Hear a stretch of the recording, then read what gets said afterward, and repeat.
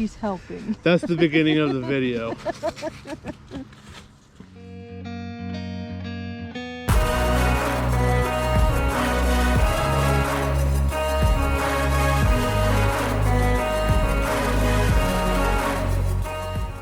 The tests being performed are basic tests expected from a knife and are performed in a controlled environment. Performance, opinions, and use may vary. Remember safety when dealing with knives. Hey guys, welcome back. So today, going to be going over a knife set.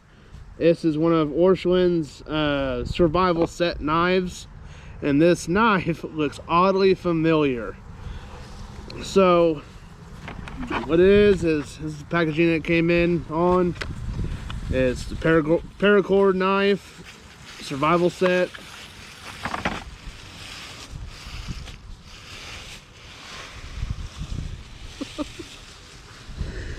Hey, she's helping. That's the beginning of the video. So this is the setup that it's in. It is just simply the paracord knife survival set from Orscheln's, and it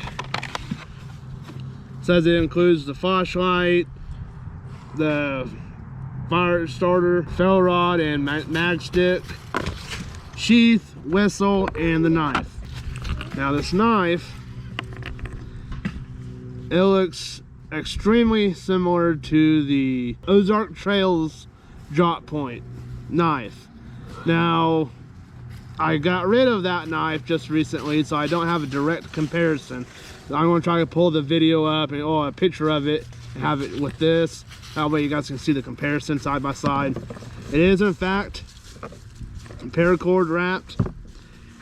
The sheath is a synthetic leather, and I already done goofed it up and tossed a couple of brads in. I went and didn't realize it, but I went to put the knife in this section, and whenever I stuck it through, I cut the threads. So that was a goof up on my end, but like I said, this is a synthetic sheath. It does have a pouch for the ferro rod and a loop for the flashlight. Now this is the ferro rod mag stick that it came with, and this is pin. It's one of those standard ones that they send out with on these kits, and you can commonly get these from, say, Walmart. And the flashlight is a simple little light LED of a soft light LED, and runs off of AA batteries, so it is not rechargeable. It does come with a little pocket clip, which does help. So, oh, and it does come with the whistle. So, I don't know if I didn't show that first, but the whistle freaking works. So, go ahead and get this together for you and show you. Presuming that the flashlight goes there, it makes sense. And the ferro rod mag stick. The knife goes back here. So fully assembled, this is what it should look like. Now I'm sure you can probably take this whistle, tie it off to the ferro rod or somewhere else. So it's just one of those things. Now on to the regular testing. All right, so this is it is a 5-inch drop point. The steel is unknown. There's nothing that's saying otherwise on there, and it is serrated. It does have a serrated edge, probably about 2 inches or so of the blade is serrated. And I'm not a fan of serrated edges, but I started thinking the other day that it's not that bad of a deal. Other people would just simply have a saw on hand, but for the purpose of setting traps, doing your notches and the works, it's not that bad of an ordeal. So for that example, I'll go ahead and do that real quick. Okay, so simply doing so.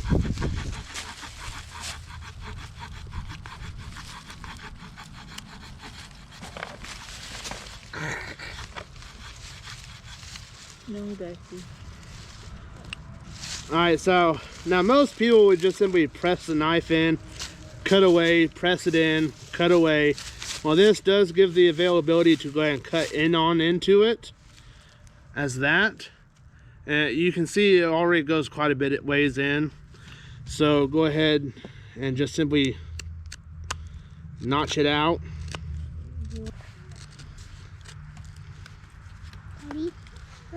I know, no, please.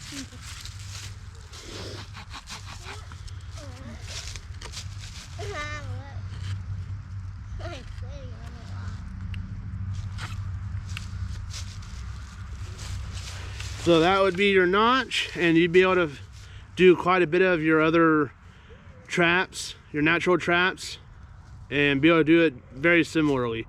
Now, of course, you're going to have to work with older wood, older dead wood, because I'm sure that it's going to be a lot harder to work with fresh, newer, harder wood, or just simply harder wood itself. So you have to keep that in consideration with this, because I'm sure it's going to be a lot harder. So know your areas of where you're going to be trapping if you ever end up using this. So as you saw, the whistle does work earlier. So that is a good thing. Most of the time, most of the ones I've seen, there's a hard, sometimes they don't work.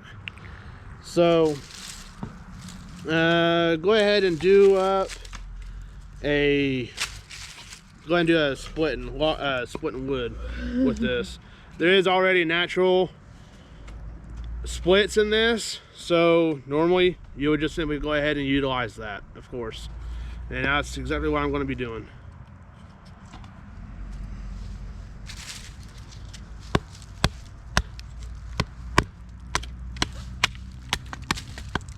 Haha, grub. Found a grub. Eat it. Wow. Did you kill it? I don't know if that's a grub or... I think that is.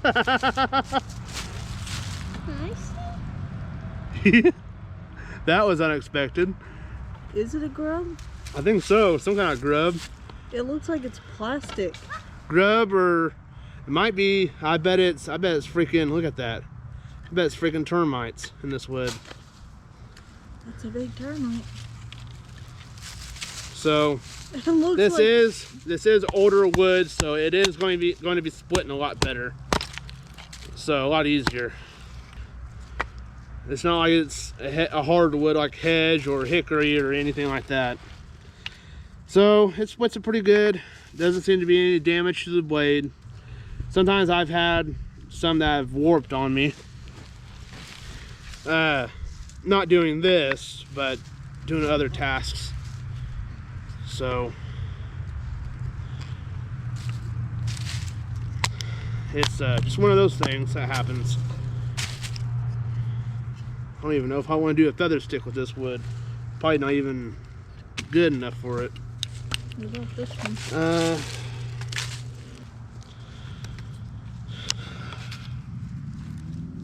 So this is going to be a little bit harder with that serrated edge. It's going to be a little bit harder to do it up. But especially with the round stick, usually I do it with my split ends of the log I just would split. But doing it up like this, I'm sure it'd be tonguey enough.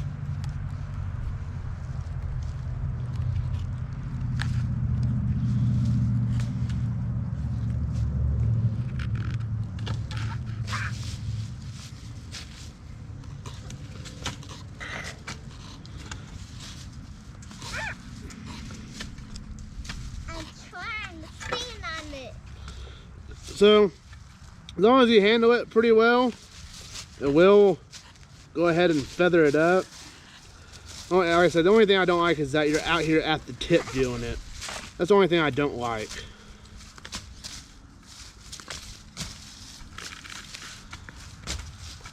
So let's go ahead and try out the... That's one thing I don't like about these new ones.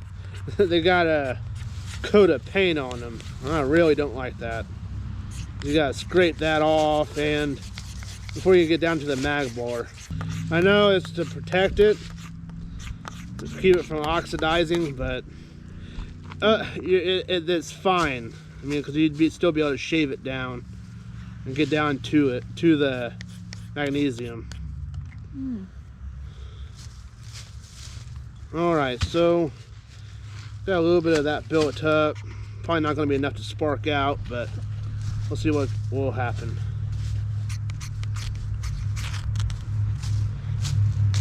A little bit.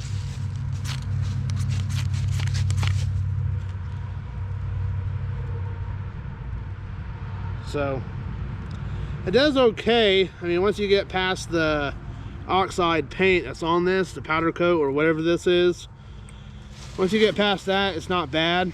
But you always fight that with these. So when any knife that's painted over, you're always going to be fighting it whenever you're dealing with a ferro rod. So that is that. Like I said, it's familiar with the Ozark Trails drop point. I mean, it is all but completely identical. The difference is the slot here. I think the paracord layout is a little bit different on the handle, and even the serrations on it are practically identical. And I mean, it's so similar to it. So it's one over the other. With this, at least with this set, you'll be able to get a full-on kit. You'll end up getting the mag and bar sheath that I don't like. It's cheap. It's just cheap. And the flashlight, which is handy. It's not terribly bright, but it is handy. I'll probably end up taking this off and using it, just using it as it alone.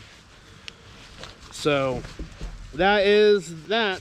So overall, it's not bad. The paracord I personally don't like too much. The serrations I don't like too terribly much. The sheath that comes in, same thing. It's just one of those deals where it's a cheaper knife, easy to acquire, and paracord, yeah, it'd be handy whenever it comes to it, to where it would be needed. The serrations, like I said, I'm not a fan of serrations at all. I'd rather have just a straight edge there. But if you're going to be doing up a bunch of trats and whatnot, like I was explaining a little bit ago, if you're going to be doing a whole lot of notching, this would be a more desirable way, but it's completely at your discretion. And whistle, the whistle was a nice touch, but that to me would have to be set up a little bit differently. Probably end up taking some like string, longer string, to where I can actually carry it around my neck and everything. And I would have to do the same way with this, with the ferro mag stick. I'd have to do something with it to where it wouldn't get lost as easily.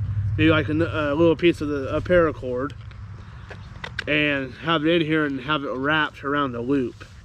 That's just a critique that I would do, is toss a little bit of something in there. They do keep a hole in there, so that is a deal. And I do carry one of these on me. This is the other version, the black handled one. I mean, they are identical. And as you can see, I have scraped the paint off of this one, and it does oxidize, as you can see, from the end to the back. It does oxidize, but that does scrape off pretty easily still. So you don't have to worry about that too much. And I do have a piece of paracord here, and it does, whenever I put it in here, I'll show you here. Whenever I put it in the loop, I drop it in, take the end of the paracord, and wrap it around the bottom. Just like that. That way it stays hooked and it's not as easy or as susceptible of coming out. Now, like I said, I'm presuming that the orientation that they anticipated was the ferro rod there and the fly shot here. Like I said, I'm just presuming that it is because of how big this loop is. So overall, it's not that bad of a setup, especially if you're running on a budget, and it does have enough here to get you by if needed. So I'm going to go ahead and jump to the video verse and go from there. So we are starting up in Hebrews, and we're just simply going to keep it short and do chapter 1 verses 1 through 4. And it says, long ago God spoke to the fathers by the prophets at different times and in different ways. In these last days he has spoken to us by his Son. God has appointed him heir of all things and made the universe through him. The Son is the radiance of God's glory and the exact expression of his nature, sustaining all things by his powerful word.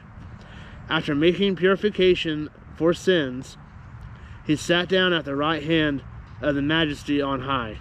So he became superior to the angels, just as the name he inherited is more excellent than of theirs. And that is Hebrews chapter 1, verses 1 through 4. And I'll see you guys in the next one.